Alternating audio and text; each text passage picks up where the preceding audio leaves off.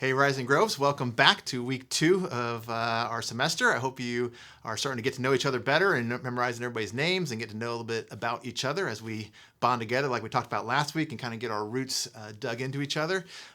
This week we're going to do something a little different. As I said last week, we're kind of going to be a little eclectic. Each week's going to look a little different on what we're going to be talking about and discussing. And as we kind of unpack Acts from our Sunday morning series, but also kind of bringing it forward to today and kind of looking at what's maybe a little bit beyond Acts. Maybe that's a good term for this whole thing, is beyond Acts. And so today what we're going to be doing is we're going to be looking at two different people.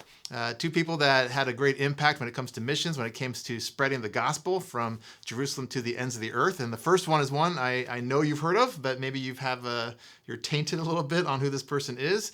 And the other one, I'm pretty sure most of you, maybe all of you, have never heard of, but who has had a great impact. And so on our Sunday morning series, we talked about in the book of Acts, Luke is basically describing how the gospel spread. And he doesn't have the bandwidth, he doesn't have the scroll length in order to kind of cover all of the apostles. And so he really focuses the story on how the gospel spread from Jerusalem to Rome and how it got to the heart of Rome, which really is kind of the gospel moving in a westward direction from Jerusalem, how it kind of spreads up into Turkey, and then it spreads to Greece and Macedonia, and then eventually it's making all its way to Italy and to Rome itself. And so the question that a lot of us may ask is, well, okay, that's just one direction. So what about all the other directions? How the gospel spread from the center of Jerusalem and it went in all directions. So how did that happen? And so tonight we're going to be kind of looking at how it moved not west towards Rome, but east, the complete opposite direction as the gospel spread all the way to India.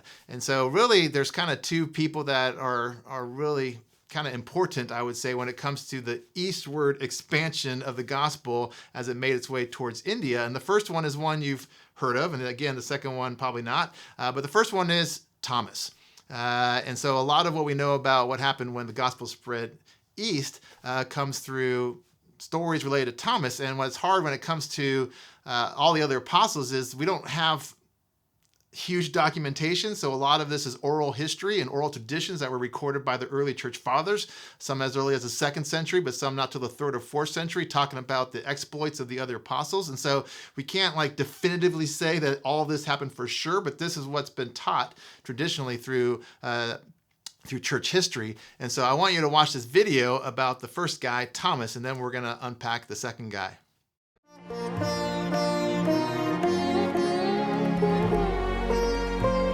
A new worldview perspective entered India with the arrival of the gospel in the 1st century AD.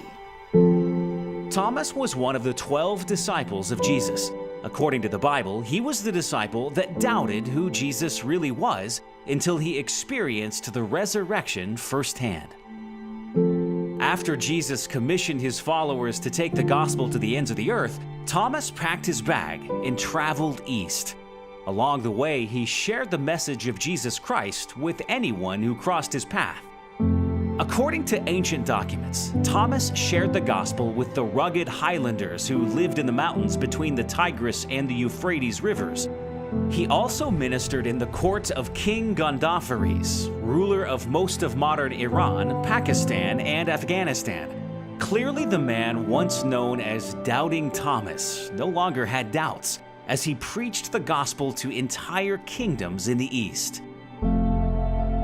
According to tradition, Thomas arrived in India in about 52 AD. He preached along the Malabar coast and across the Deccan Plateau for nearly 2 decades, arriving in present-day Chennai in about 68 AD. Here, Thomas and his companions preached the gospel, built churches, fed hungry, cared for widows and orphans, and called rulers to servant leadership.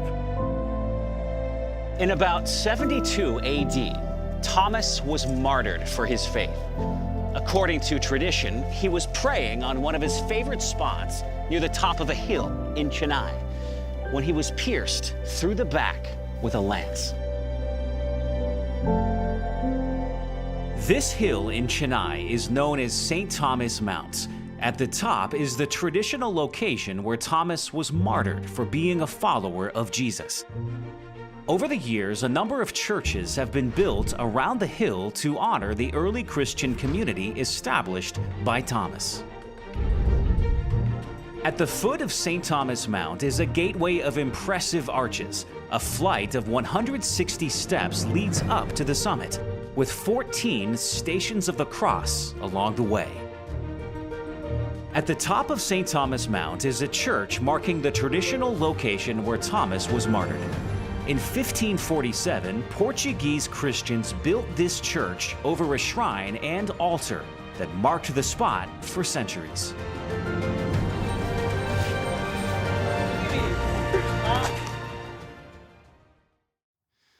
So hopefully you found that insightful and interesting, that Thomas could have made his way all the way to India. Again, we don't know for sure, but it seems like that points in that direction when you look at different documentation, when you look at the early church oral history, and even when you get to India and they start digging, they've discovered that there's pottery from the first, second century with Christian symbolism in it. And they're like, well, how did the gospel get here? And so it's likely that Thomas, the one that we call Doubting Thomas, really was bold Thomas, because he went to very, very difficult regions spreading the gospel of Jesus and sharing the good news with people that had never heard anything like it before.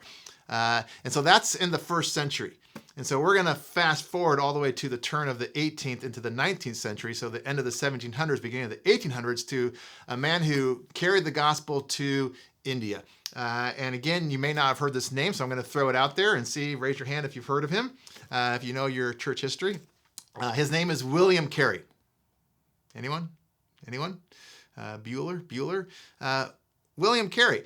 He's actually titled the father of modern missions. And it's a fascinating story. I actually was hoping to find another video to show you, but I scoured hours trying to find a good one and couldn't find much that was decent or much that you could understand, which is kind of cool actually, because a lot of it was thick accents of Indians talking about William Carey, but it would be very hard for us to understand what they're saying, or it's in their own languages, so that wouldn't work. And so I'm going to try to share with you some of his story and kind of give you how the gospel really got into the heart of India. And so kind of at the end of the 1700s, if you will, after America's been founded, the revolution, so there's a lot going on there. The Napoleonic Wars are starting.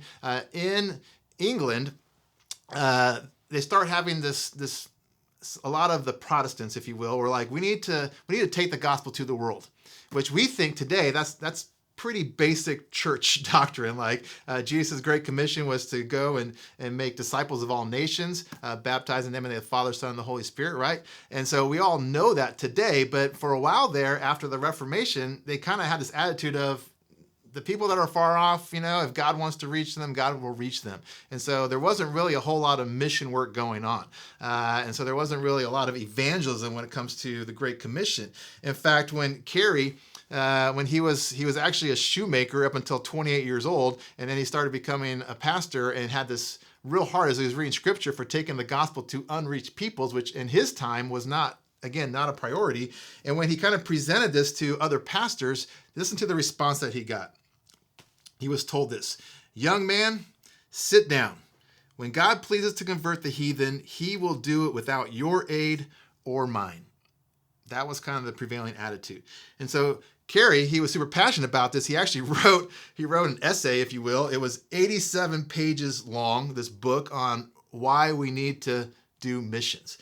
In fact, here's the booklet. Are you ready for this title? This is the shortened title. It's titled, An Inquiry into the Obligation of Christians to Use Means for the Conversion of the Heathen. And in this book, 87 pages, he talked about worldwide missions and how this was an important thing that we need to take on as the church. And he found other people that agreed with him. He found some local pastors and others that were like, yeah, we agree. And they formed what was called basically the first mission board. And this was a group of people, lay people, not the government, saying, hey, we want to raise up money to send missionaries into the world to go tell people about Jesus. And this was revolutionary. This was like the very beginning of this. This was unheard of before this point, because usually it was like the government was sending people. And here it was local churches saying, no, we want to send people. And so it kind of linked the church, the local, with missions that were happening around the world. And so Carey was like, I believe this should happen. We need to raise up money. We need to send missionaries. And he looked around and nobody was willing to go. And so finally he says, I'll go. So he he goes to India. It's a 5-month journey. He has a gift for language. On the way there, he learns the language of the people. So when he arrives, he can speak the language. At that time, just historically, there was a lot of colonialism and trade companies like there was here in the U.S. And so there was the East India Trade Company. And all these companies, they were not pro-missionary. They did not want missionaries messing with their trade. So kind of reminds me, if you think of, everybody's seen Avatar, you think of that movie, and the company doesn't want the missionaries, the people that care about the people, the ethnographers, Jake Sully and all that kind of stuff. And so they don't want people really getting to know the people or ministering to the people. They just want to dominate the people. And so they don't really want them. So when they arrive in India, they're like, you can't even come into this territory. You can't come into any region that we were in control of. And so they kind of have to go to the backwoods area. And so it's pretty rough conditions. And they kind of set up this mission. He really believes he wants to translate the Bible into the language of the people. And so he spends years. He spends years learning the language, translating, and he writes and he writes, and he brings in a printing press and he starts to print off the Bible into their language. And it's just a long, long, long process. And by the way, it takes 7 years. 7 years before the first convert from Hinduism to Christianity. His name is Krishna Pal. He's the very first one. And basically, William Carey spends 40 plus years in this community, loving on the people, doing all kinds of good social work, which he wasn't really intending to do. But one of the things he ended up doing was making it illegal. In the day, they used to have this thing called sati, where when a husband died, his wife would be killed so that she could go into the afterlife with him. And so it's a horrible thing. Imagine every time a husband died, the wife was murdered. And so he socially raised up the awareness of that, and they put an end to that practice. They also would have infanticide. They would murder kids in honor of the gods, and he was part of the thing that led to the abolition of that. But in the end, William Carey translates the Bible into multiple languages. 35 different dialects and languages. Eventually, it grows and grows and grows, and more converts. There becomes like 1,000 different Indians that put faith in Jesus and are baptized. William Carey has this passion for saying, I don't want this just to be us telling them. I want to raise up indigenous missionaries and believers that can plant churches. And so this was revolutionary at the time. He starts a college in 1819 to train local people to become pastors and to spread the gospel within India. And so he is basically the forefounder, if you will, of modern missions in the sense of mission organizations sending people, of translation into the text into local language, raising up indigenous people, doing social work on behalf of the people in these different countries. And so he did amazing work. And one of the interesting things that he said early on when he went into missions, and his dad said, what are you doing? Like, you're wasting your life. And he says, no, this is what God has called me to do. And I love this quote. He says, I can plod. He's like, I can persevere. And he had to persevere through difficult times. His wife went nuts. Multiple of his kids perished in the mission field. He had a tough life. In fact, in 1812, 19 years into this, there was a fire that burned everything to the ground. All the work, all the translation, all the dictionaries he had done for these multiple languages to translate into English, all of it was destroyed. 19 years of work. And he remembered, I can plod. And he's like, the second time we do it, it should go much faster. And so he was pretty depressed and pretty messed up for a while, but he's like, I can plod, I can keep going. And he went after it. In fact, one of his big quotes is, expect great things from God, attempt great things for God.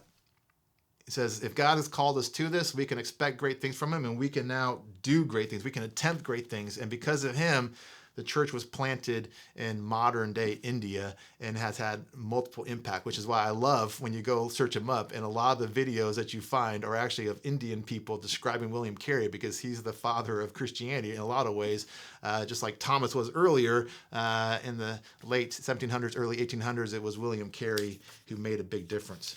And I just want to close out with this one more quote. He said this. He said, our greatest fear should not be of failure, but of succeeding at something that doesn't really matter. So think about that. Think about these people that carried the gospel, who went to extreme lengths in order to do it, who were the revolutionaries, or the ones that stepped out in faith in order to take the gospel from Jerusalem to the ends of the earth, whether they were in the first century or they were in the 18th and 19th centuries. People that said yes to God's call to make a difference in this world. And that's why the gospel is now spreading even in India. So hopefully that gives you some food for thought, and we will check back in with you next week.